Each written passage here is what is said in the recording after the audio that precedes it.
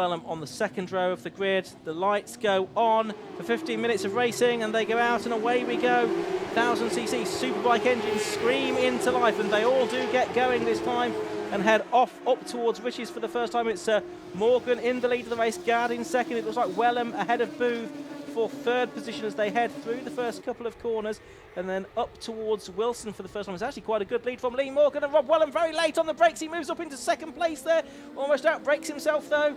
And can he hold it on the exit of the corner? Tom Gadd is beside him as they head down towards Palmer, but Gadd's going to be on the outside line, but he's done it. So Gadd has got back through to second with Wellham there outbraking himself really at Wilson. It's all gone nicely for Lee Morgan though, a good start and a good gap here.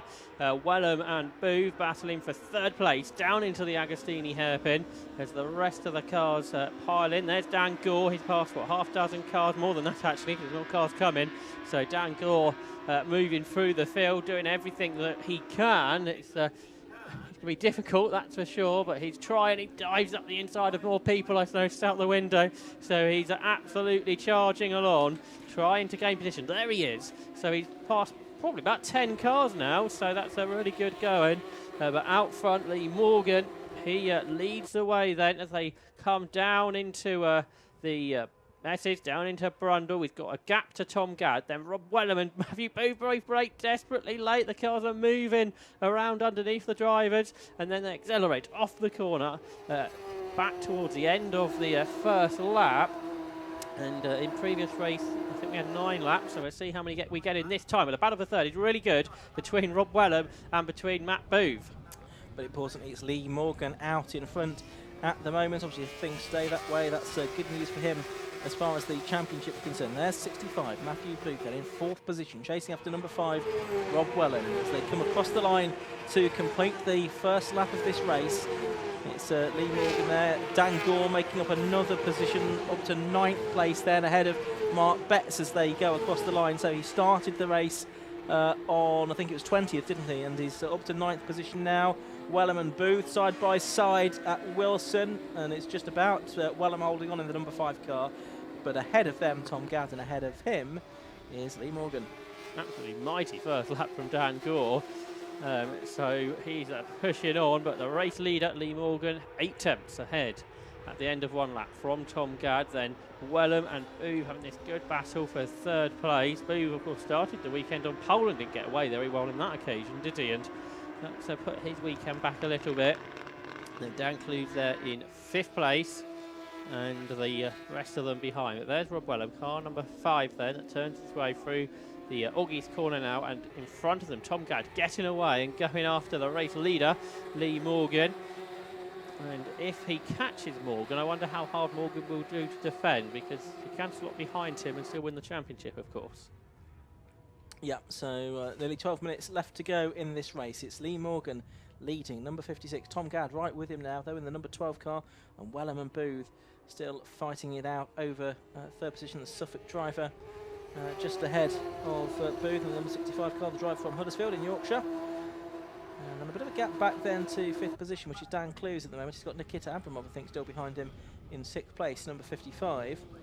So they turn their way through Coram, now into Murray's, and you can see the speed that they come through. Oh, and Dan Gore has had a moment, and that is not good news. It looks like he might be about to pull off and retire as well, so he got up to 9th at the end of lap 1.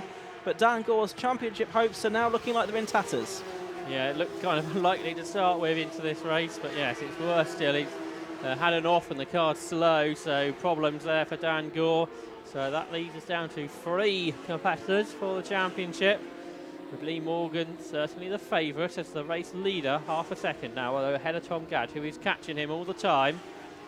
I don't think Dan Gore's weekend could have gone much worse than what it has done. Lee Morgan's had a rather lot of luck on his side up to now, where he had that fluid leaking in race 1. He didn't get away in race 2, but they managed to get the car fixed.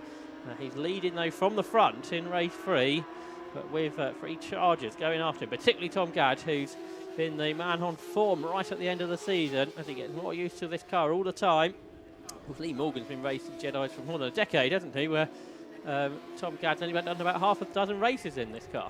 I think Dan Gore's weekend, and he's not come through, by the way, to complete the lap, has been so bad. Almost the fact that his Autumn Park weekend, although it was good, could have been a little bit better because he lost out to Tom Gadd in the first race towards the end, and in the second race he was just missed out to an extra position on Rob Wellham, what's the number 95 car for David Taggery joined the circuit when Rob Wellham had a 10-second penalty for jumping the start. He just didn't quite have enough time to get within 10 seconds and pick up an extra couple of points. That could have been crucial, but I don't think it will be now because this weekend has just been so disastrous, I'm afraid, for Dan Gore. He's had all his bad luck really in one go, and that's been his big problem, I think.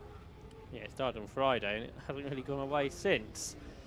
So the 4 leaders down into Murray's. Tom Gadd got to this half a second from Lee Morgan. We haven't been able to do much more. If anything, the gap's gone out, I think, after 3 laps now. So it was half a second, first to second, and now it is half a second. So actually, if it stayed the same, I think Lee Morgan's just done 2 identical laps on 2 occasions, 1 minute 50.28. So he's consistent out front. It's the same top 4, Morgan, Gadd, Wellham, Booth, and Battles, though further back. There's car number 14, which is Adam Walker. I think this battle really for 9th position, being headed by Mark Betts. Then you've got Paul Butcher, Rob Bailey, then Walker, and Alok Ingagar, all in that battle as they turn their way out of the Wilson hairpin on this the 3rd lap of the motor race. But it's all about the battle up front for the championship, and I don't think anything is changing there at the moment. So this battle, which is closer towards the back of the top 10, a lick of flame there out the back of 14. Adam Walker and another one as he curves his way through the corner, all looking rather spectacular. Yeah, talking of bad weekends, Matthew Booth had a very bad weekend at Brands Hatch. He had 3 DNFs there, didn't he? So you do kind of get this situation where if you have something go wrong at the beginning of the weekend, it can be quite hard to get things back. You don't get the time to fully sort of re-prepare the car as you would like it sometimes. So that is the problem, especially with a triple header format that we have in F1000. You know, what can be one bad race can turn into a really disastrous weekend as far as the championship is concerned. That's what Dan Gore's had here. Lee Morgan's certainly been the most successful though, because he's looking for his 6th win here. Well, nobody else has won more than 2 races. 2 wins for Booth, for Elliot Mitchell, who's not here, and for Tom. Oh no, Tom Gadd's, yeah, he's got 2 as well. Yes. Hasn't he? Middleton and the one that he had yesterday. That's right. Only for the line goes Lee Morgan again to complete another lap. That's 4 laps in the book now. He's half a second ahead. He's just in a 1:49.96, an identical lap time as well for Tom Gadd. So they've both done joint. Well, no, they've not, because Matthew Booth's gone faster than both of them. He's done 1:49.80. So Matthew Booth has done the best lap of the race now, in 4th position. So he can't find a way past Rob Wellham at the moment, who did his own personal best, a 1:50.03 as well. So this is the fight for 3rd and 4th position. And don't forget, those 2 drivers, you know, if things go wrong for Lee Morgan, they could still be in contention for the championship as well. So an important fight here for 3rd and 4th position as well. There's still half the race to go as well. Matthew Booth trying everything here to get past Rob Wellham. He's only 1.8 seconds away from the race lead. So if he can get past Wellham, perhaps he can go after the top 2. Wellham's also on 2 wins, of course, because he won earlier today. So a number of drivers on 2 wins, but Lee Morgan currently on 5. And the cars turn their way then onto the Bentley Straight. Big gap to the rest. Dan Clues in 5th place. He had a slightly slower lap last time, but he's still got a gap from Nikita Abramov. And then Billy Stelz and Eddie Falkenham completing the top 8. Booth so close to the back of Wellham in the tow. You couldn't really see his car on the TV screens there, but he is there. He's right behind Rob Wellham, but yet to find a way through. He's really picking up as much of a tow as these cars offer, but he's not yet making it into a move, and a bit of a problem there for Lee Morgan's teammate. Yes, Andrew Wheels in number 67. The race continues though. This is the battle for the final podium position. Of course, this season we've had 9 different drivers on the podium. That's 35% of the total drivers that we've had registered for F1000 this year. So that's a measure of how competitive it is. Driving standards flag going out to someone for exceeding track limits. I think we'll probably have all those flags in pretty much every race so far this weekend, as Booth tries to go around the outside of Wellham into Richie's corner, but he can't make that work. So it's still Wellham there in 3rd position, but not at Wilson. It's not, because Booth slips through on the inside line. Wellham will try and get him back on the run down to the left-hander at Palmer. Is he going to do it? No, Booth's got through finally into 3rd place now. He's ahead of Wellham. Can he stay there? Because, well, they might have the exit going down towards Agostini, right in the toe. He is now of Booth. Dives to the outside line, then tries to get the car flicked in through the hairpin. But Booth out over the curves, a little bit sideways too. He's trying to get this position, but he's not managing it. Now he's out over the curves on the exit of the Hamilton corner. Now the right-hander through Oggies. But as they battle, the top two getting away. One for the pit lane there is 66, which is Max Winderhauser, who was running a little bit further back. But the race leaders heading off down the Bentley Straight for the 6th time of what should be a 9-lap race. The lead gap went out slightly on the last lap between Morgan and Gadd, but a much bigger gap, 2nd to 3rd. But what can Matt Booth do now that he is into the 3rd position? Of course, a former champion from a couple of seasons ago. And then this big gap back to Dan Clues, who is mysteriously fallen into the clutches of the 6th place man here, Ian. Well, that's an interesting development, because the only result that would give Dan Clues the Clublands Championship is a 6th place finish, by my reckoning. In terms of the overall championship, as things stand, I think it's 297 points for Lee Morgan, and I think, well, it might be a bit more than 278 now for Matthew Booth. Now he's made up that position, but it's certainly going to be Dan Gore 4th in the championship after all of that, after being a contender for the title going into this weekend. That's Nikita Abramov we've just seen going through there, and then just behind Nikita is the teenager, number 41, Billy Stiles. There's Eddie Falking, the ex-Clio racer, going through. But yeah, Dan Clues in 5th position, only just about half a second clear of Nikita Abramov now. That's Paul Butcher, the F1000 stalwart. As we are watching, that's Andrew Wheels and David Tagg there go through for 17th and 18th position, so they're having a good battle down the order, we can see. And there's Kales Cole, number 73, the Irish driver, in 16th position as she comes towards the end of her first full season of racing in the F1000 Championship. Yeah, the Wheels and Tagg battle, they're both people who've had moments in this race. We've seen them both on the grass at one occasion or another. Here's about a night. Paul Butcher, he's not had a great weekend really here at Snetterton, has he? Because he was a mathematical possibility for the championship coming into the weekend. He's just ahead of Rob Bailey. That's for 9th and 10th positions, isn't it? There's David Tagg, number 95, in 18th spot, making his way out of the right-hander, the left-hander at Murray's, and onto the start and finish straight with just about 2.5 minutes of this race left to go now. There's Tagg heading up the straight into Richie's corner. Race leaders completing the lap, and Tom Gadd is closer to Lee Morgan as they turn their way into Murray's. Meanwhile, Rob Bailey's got the better of Paul Butcher for 9th. Into Brundle and Nelson. 2 laps to go for the leaders, and Tom Gadd is closer, I think, than he's been all race long. The gap's under 4/10 as they head off down toward Ritchie's. Here they are. They turn into Ritchie's for the penultimate time of the weekend, and Lee Morgan, he's going to have to work hard if he's going to get this race win. Doesn't need to win the championship. Tom Gadd would love another victory, of course.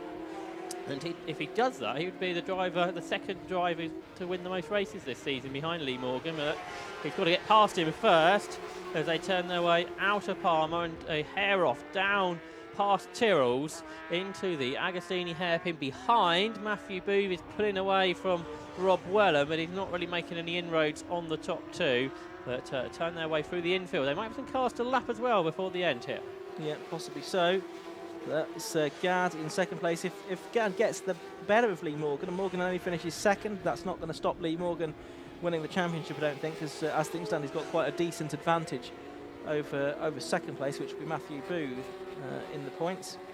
So it wouldn't be completely disastrous for Lee Morgan to lose the lead. It's one of those. Perhaps he just needs to be mindful of that and not defend too heavily if Tom Gadd does attack him. He's coming up to lap his teammate here, so hopefully he won't make life too difficult for him. That's the Perpetuum Motorsport number 67 car of Andrew Wilson. That's reasonably difficult as they make their way through, and Tom Gadd does get a bit of a run now on Lee Morgan as they head through. There's the David Tagg car to lap as well, the car that's in 17th position, which they'll get to in a couple of corners' time, I think. It's Peter Lake first, though. Yes, it is. Around the outside, they have to go through Coram. And it's tightened everything up between Lee Morgan and Tom Gadd. probably a similar gap though to what it was a lap ago. So the cars go on to the last lap. Yeah, God, he's close actually, as he comes up across the line. He pulls to the right-hand side of the circuit and trying to get for the lead of the motor race here is Tom Gadd, trying to get his third win of the season. He slopped through. Fantastic stuff there from Tom Gadd then. He used the toe. Lee Morgan didn't make it too difficult for him, I don't think, but it is Tom Gadd that leads the race then from Lee Morgan, who slots down into second place. He's just got to get through this last lap. Yeah, I suspect a bit of championship head on there for Lee Morgan. So Tom Gadd has gone through in the TSR car to take the lead of the race with the timed element, as you can see, having counted down to 0 and making their way along the straight towards the left-hander at Agostini. Still the fight for third going on. Rob Wellham is keen to get the place back from Matthew Booth. Lee Morgan, though, just turning his way through Hamilton ahead of the third place battle. There's Tom Gadd, though, our new race leader, the low-cost champion from a couple of seasons ago. And there he goes onto the Bentley Straight for the final time. So Tom Gadd looking good for his third win, and that's the back marker. No, that's Tom Gadd.